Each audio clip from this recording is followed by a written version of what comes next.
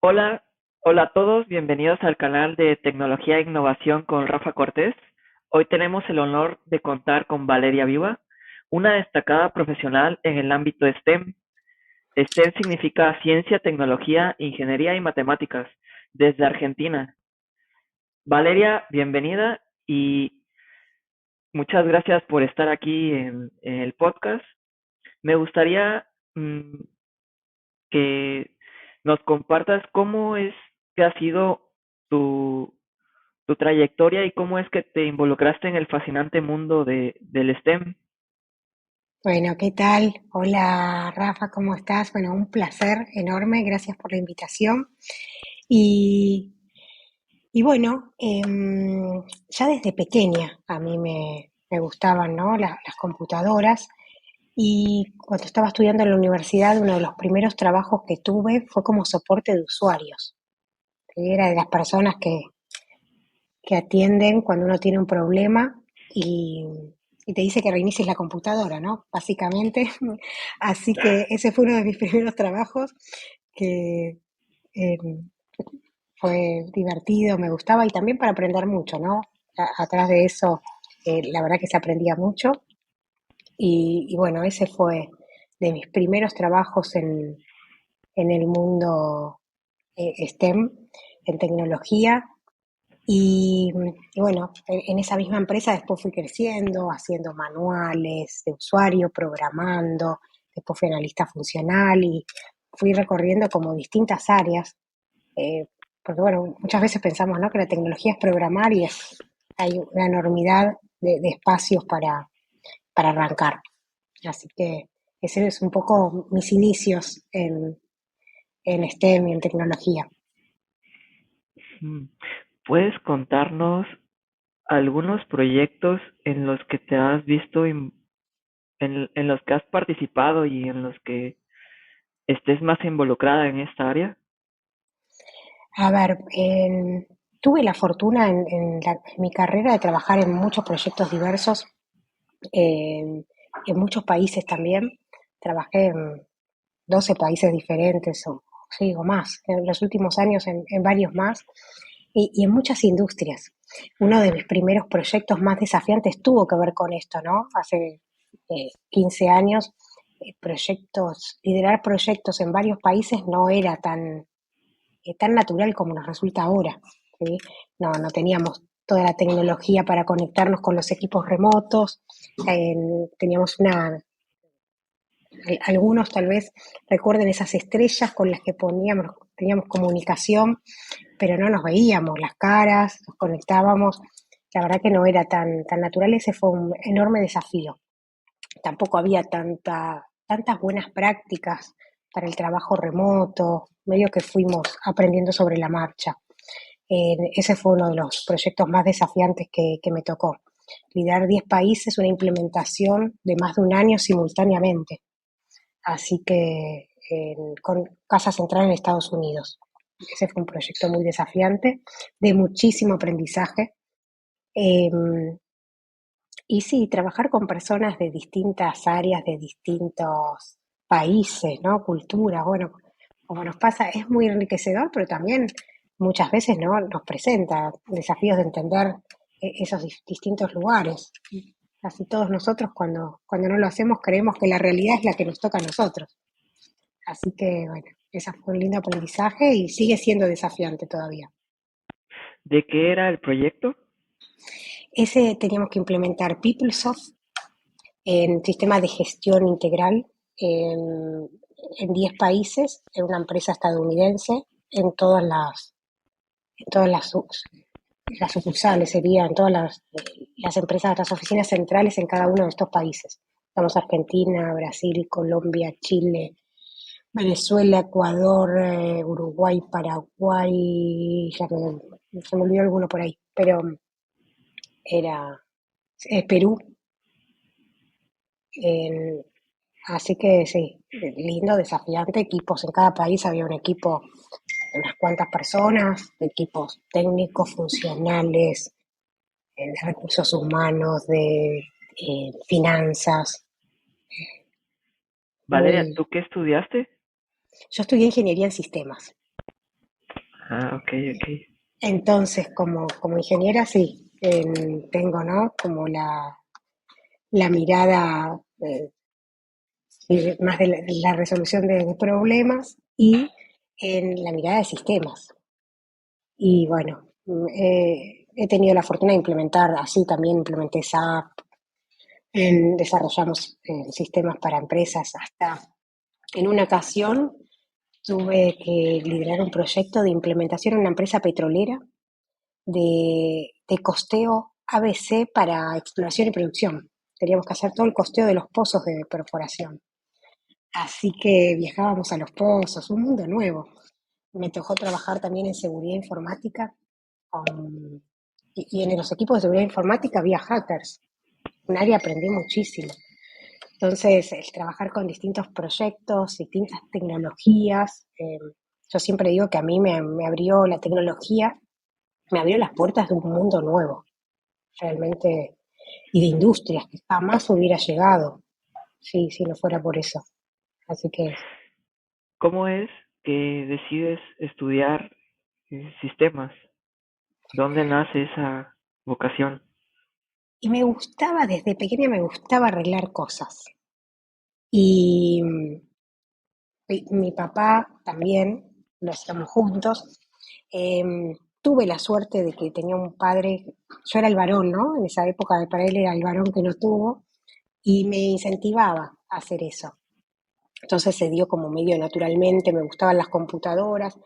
No era tan común, cuando yo era chica, no era tan común tener la computadora en la casa, por lo menos en mi familia, ¿no? Era para familias adineradas tener computadoras y bueno, yo quería tener una. Así que tuve mi primer computadora a los 17 más o menos y bueno, me la pasaba programando. Vendí algunas aplicaciones para negocios de mi barrio y sí, para mí era un mundo fascinante.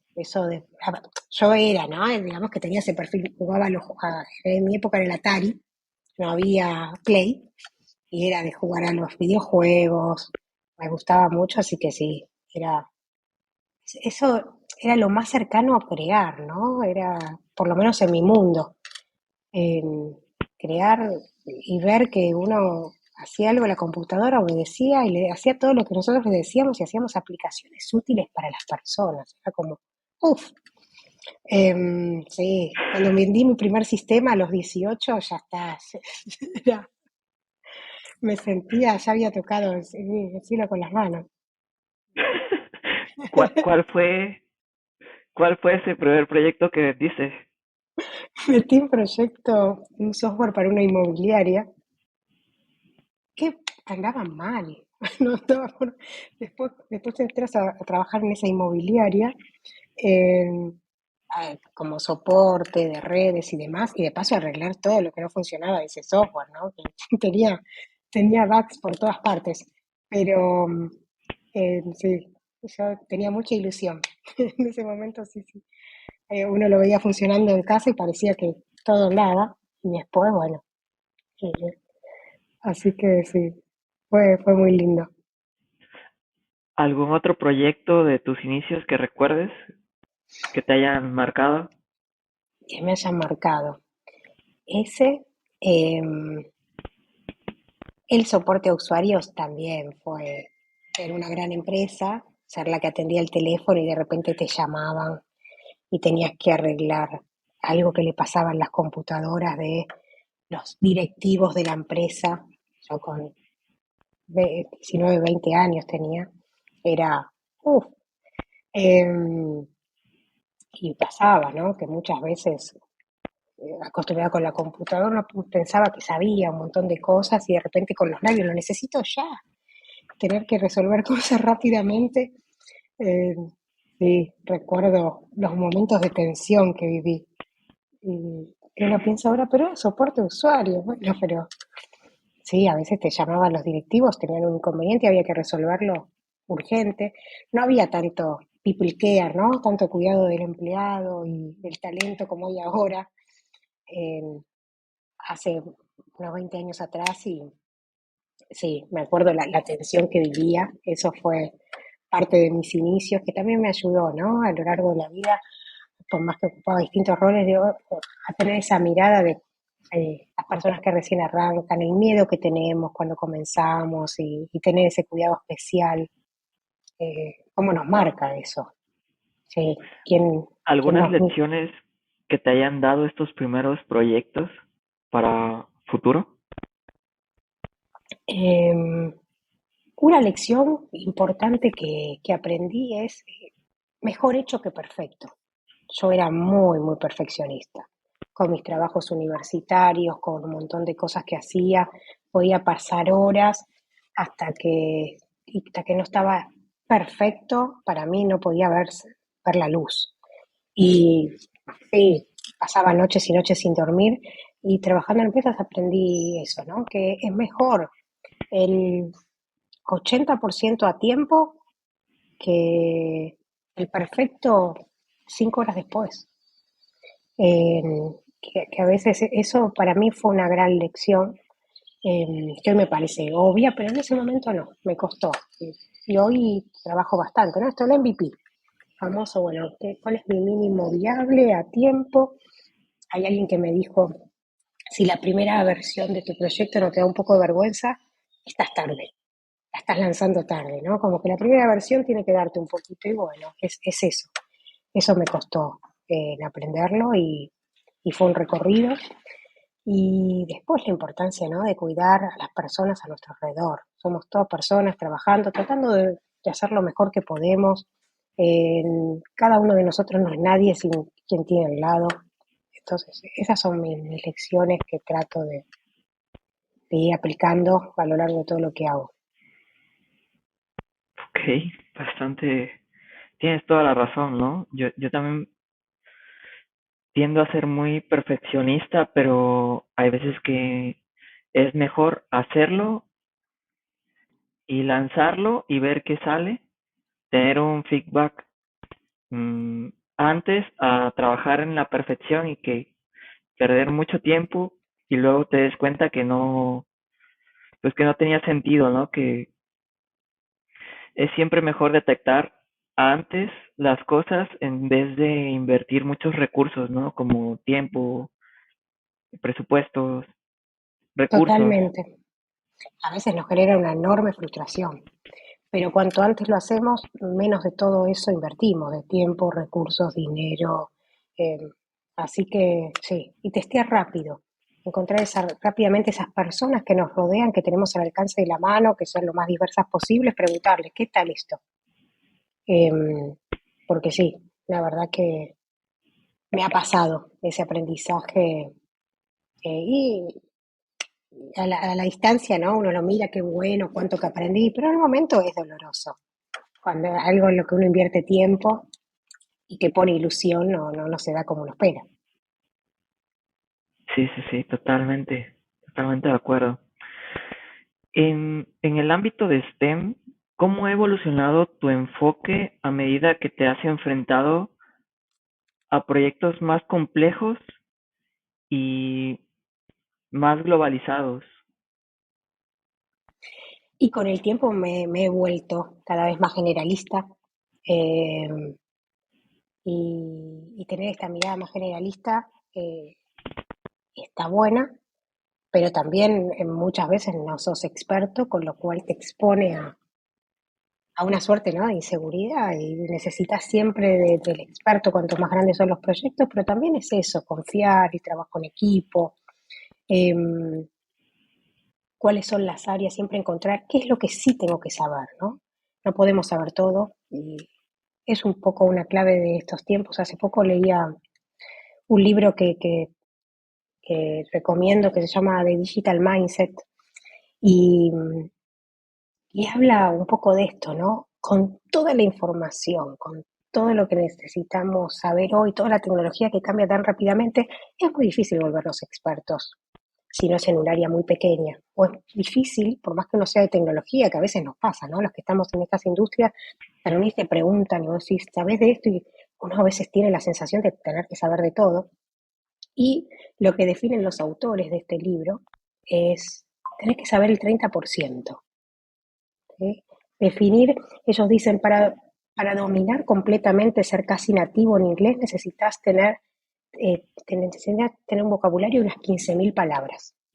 Pero podés tener una muy buena conversación de negocios teniendo 3.500, 4.000 palabras, más o menos. Conociendo 4.000 palabras, puedes tener una muy buena conversación de negocios. Bueno, lo mismo sucede con la tecnología.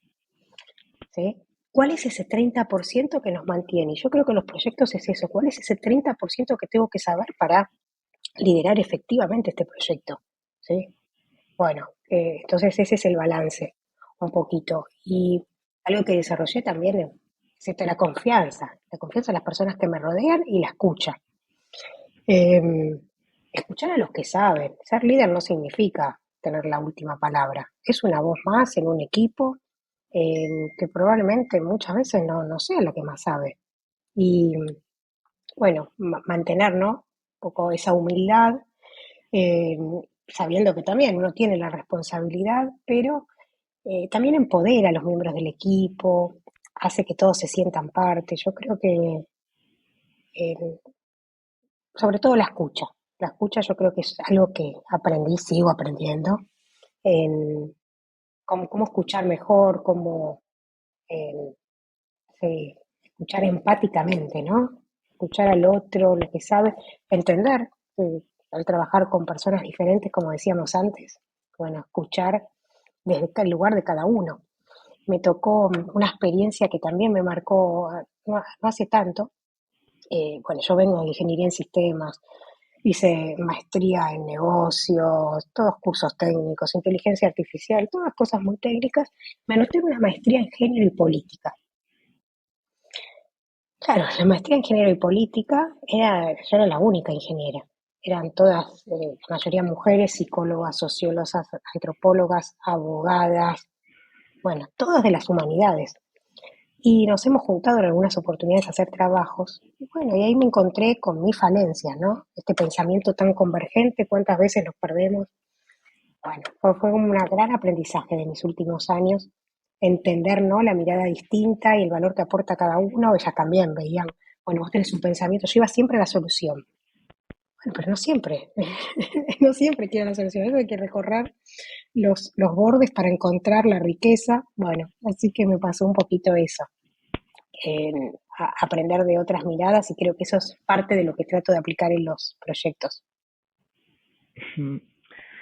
Vale, yo sé que has tenido la oportunidad de ser mentora en muchos países, abordando temas de tecnología.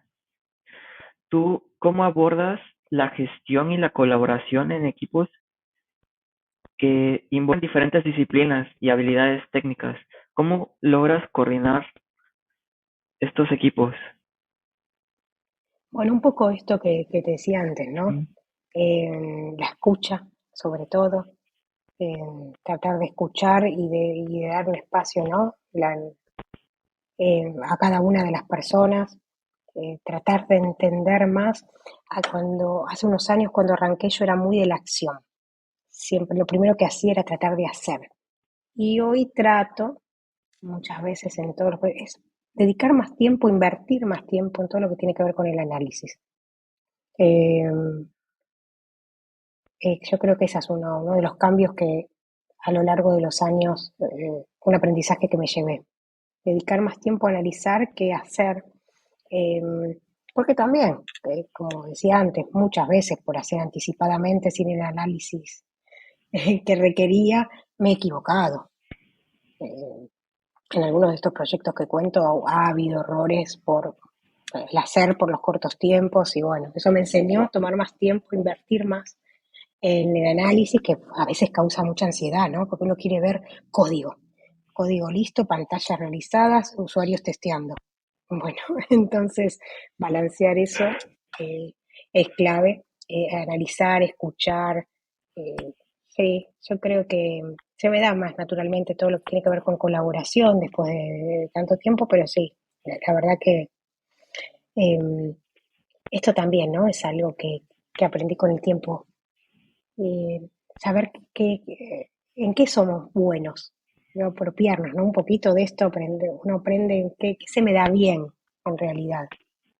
Y bueno, tratar de aprovechar esas cosas en las que uno es mejor y delegar las que no tanto.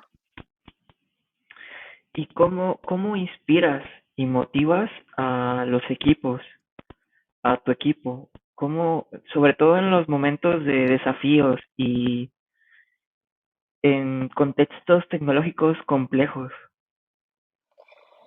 Lo que trato siempre es de ser auténtica, transparente.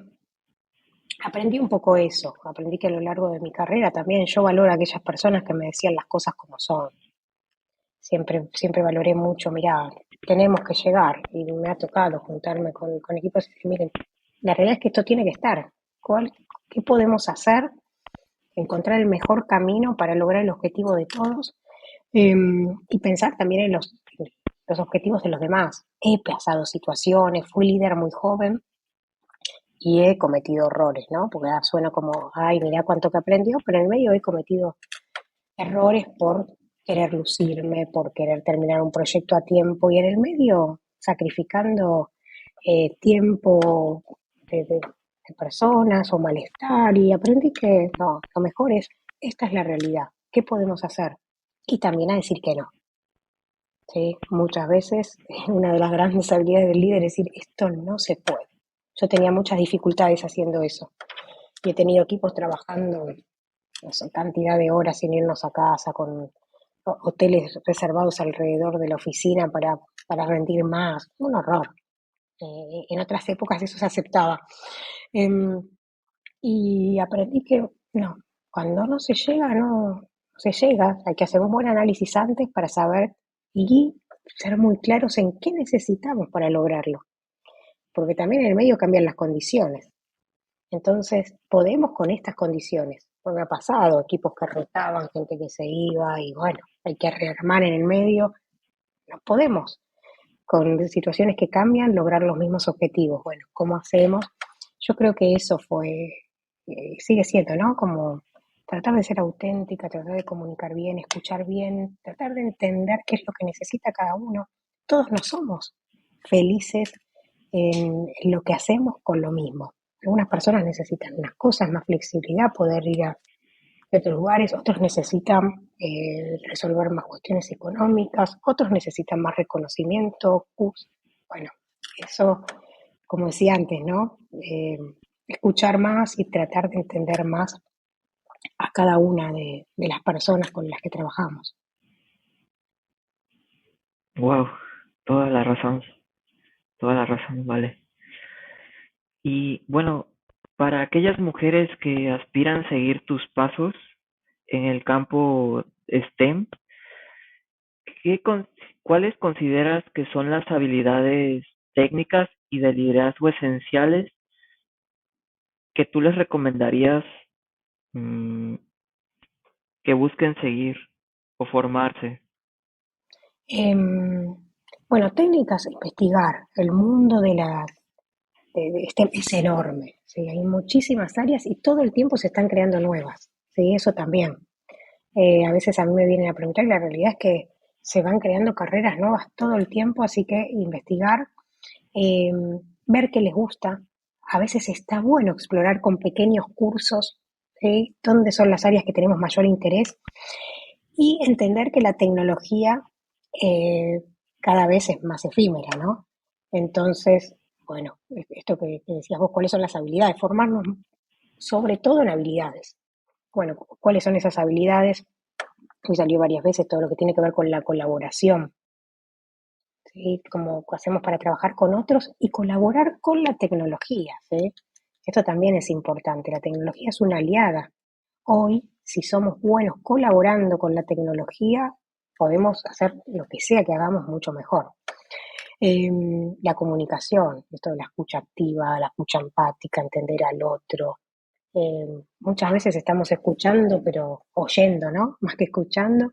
Y en el medio nuestro usuario nos dijo algo interesante, nuestro compañero o compañera de trabajo, y se nos pasó. Y era clave para trabajar mejor, lograr nuestros objetivos. Decía la colaboración, la comunicación, un poco, ¿no? Estas cuatro habilidades que se dicen, el pensamiento crítico, ¿sí? ¿Cómo hacemos para distinguir de todo lo que hay? ¿Cómo, bueno, cómo divido muchas veces todo este mundo de lo que me interesa a mí, ¿sí? Elegir mejor. eh, y la creatividad, ¿sí? A veces algo que está medio ahí solapado en el pensamiento es que carreras duras no necesitas creatividad, creatividad artistas, y no, necesitamos mucha creatividad, necesitamos, eh, y hay herramientas, la creatividad es algo que se expande y en trabajar cuanto antes, la verdad que a mí me resultó muchísimo trabajar en talleres de creatividad, potenciar eso, fue un factor clave que me hace sentir mucho más segura en todo lo que hago. Ok. Mm, ¿Y algún consejo en específico para aquellas mujeres que buscan destacarse Quiere en... participar, Simona. Está ahí, tu gato. Mi gata Simona, ahí está, saluda a Simona y anda, chao, chao.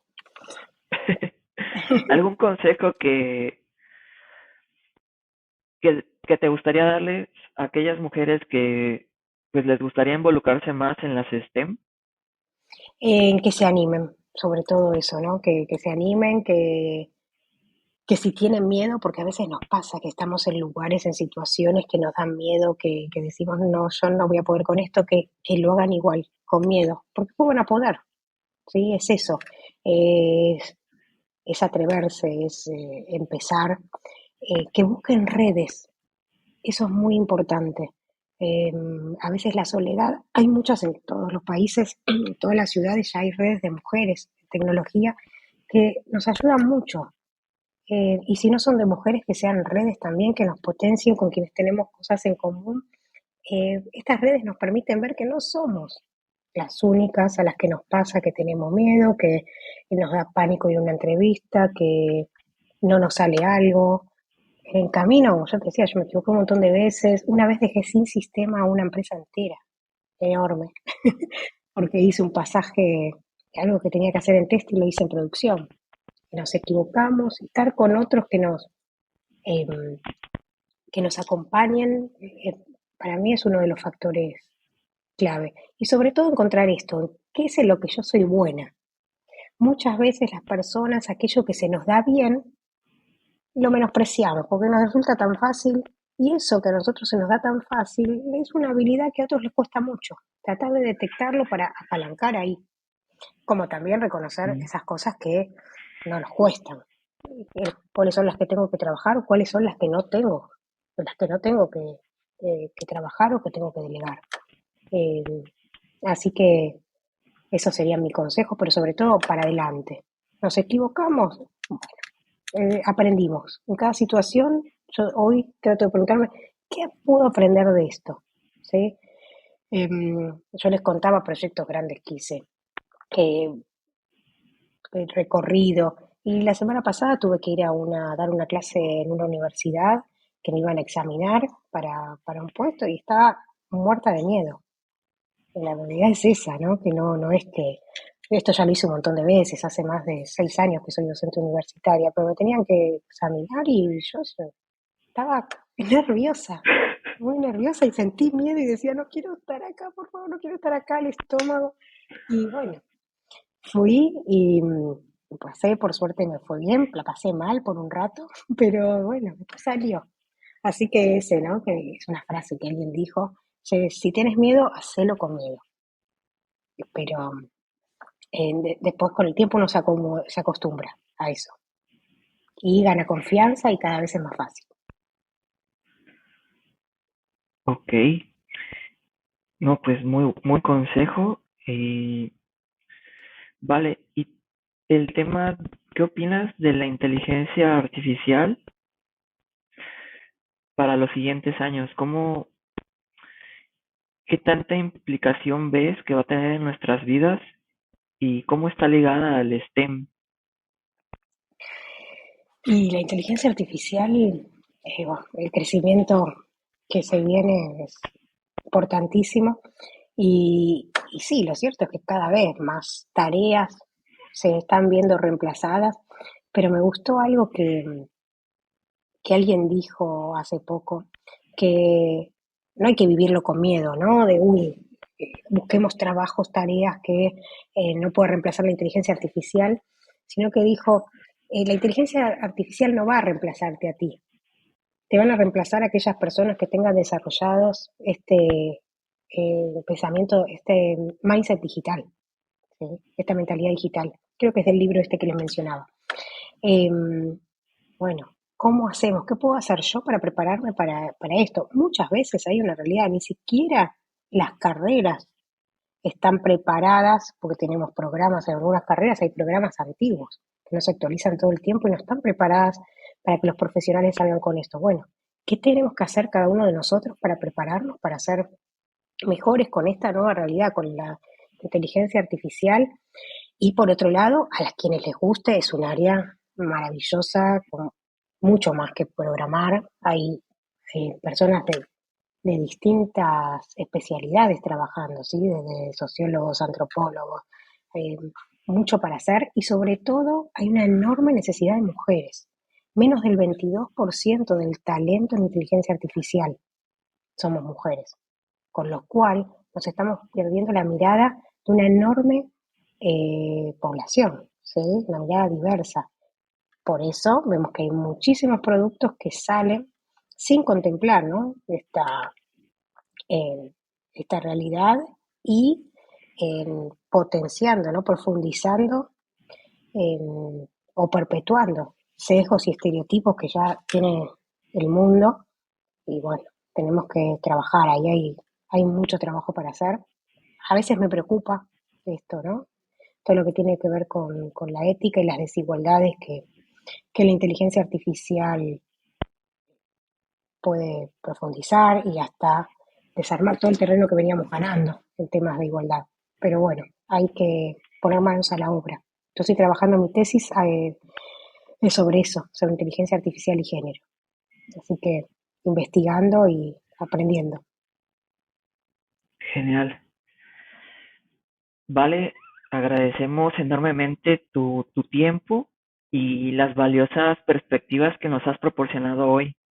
Ha sido un verdadero honor tenerte aquí y bueno, ¿algo más que quieras agregar antes de finalizar esta entrevista? Bueno, agradecerte, Rafa, un placer, un lujo que me hayas convocado para esta entrevista. Sos uno de los profesionales talentosos con los que tengo la fortuna de trabajar, así que decir eso, ¿no? La verdad que STEM es un campo en enorme crecimiento. Hace poco una estadística decía que en 2050 el 75% de todos los trabajos van a ser STEM, ¿sí? Fíjense, hay mucho ahí y que les brinda esto, les brinda la oportunidad de trabajar a nivel global, en conocer muchas industrias y trabajar con gente diversa y talentosa acá como Rafa, que es un enorme referente. Así que muchas gracias de nuevo. Gracias a ti, Vale, por acompañarnos. Y bueno, gracias a todos y nos vemos en las próximas entrevistas. Hasta luego. Hasta luego.